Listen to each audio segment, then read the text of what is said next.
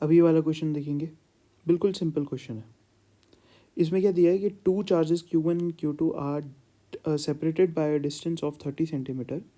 A third charge Q3 initially at C as shown in the figure is moved along a circular path of radius 40 centimeter from C to D.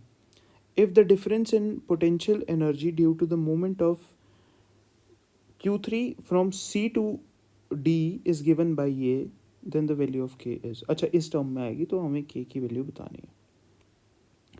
तो potential energy पूछिए ना, तो potential energy का जो formula होता है delta U से हम उसको डिनोट करते हैं, वो होता है ये यू है, क्यू जो मूव हो रहा है ना, तो Q3 आ जाएगा इस केस में into potential at that point, ये यू है, ठीक है, इसको मैं ऐसे लिख देता हूँ।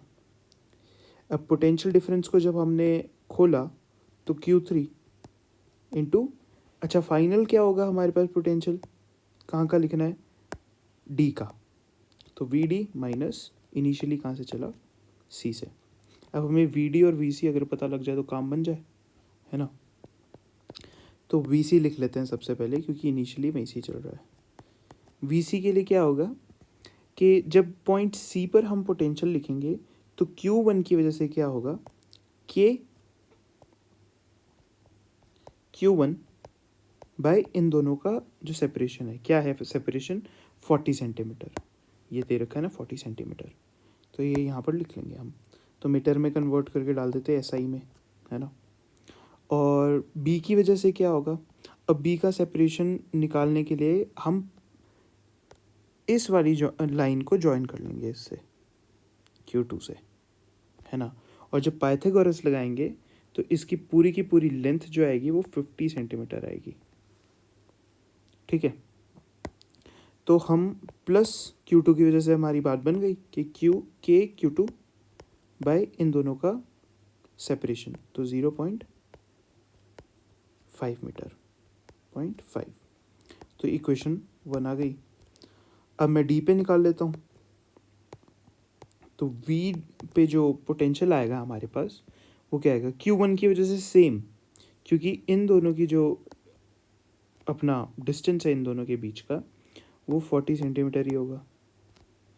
एंड जब ये 30 सेंटीमीटर है तो बी डी के बीच का जो सेपरेशन होगा वो 10 सेंटीमीटर होगा, तो हमारे पास बी की वजह से भी अब निकल जाएगा और ए की वजह से भी डी पॉइंट पे निकल जाएगा।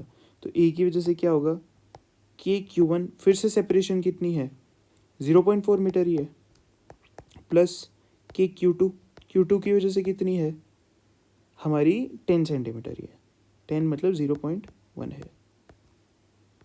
तो अब पोटेंशियल डिफरेंस निकालने के लिए इन दोनों को माइनस कर देता हूँ मैं, तो जब वी डी माइनस वी सी किया तो हमारे पास क्या बनेगा, ये दोनों टर्म्स तो कट जाएंगी, ये वाली टर्म और ये वाली टर्म तो कट जाएगी, है ना। तो ये वाली टर्म्स जब कटी तो के हम बाहर ले लेंगे और Q2 भी बाहर ले लेंगे,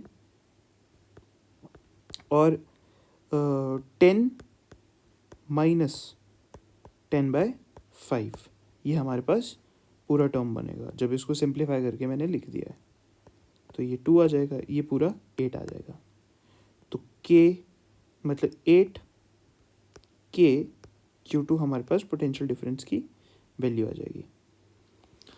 अब इसको पूरे को यहाँ डाल देते हैं पोटेंशियल एनर्जी में, तो डेल्टा यू की वैल्यू क्या आएगी हमारे पास, डेल्टा यू की वैल्यू क्या आएगी हमारे पास, 8K तो है ही हमारे पास, Q2 इंटू Q3।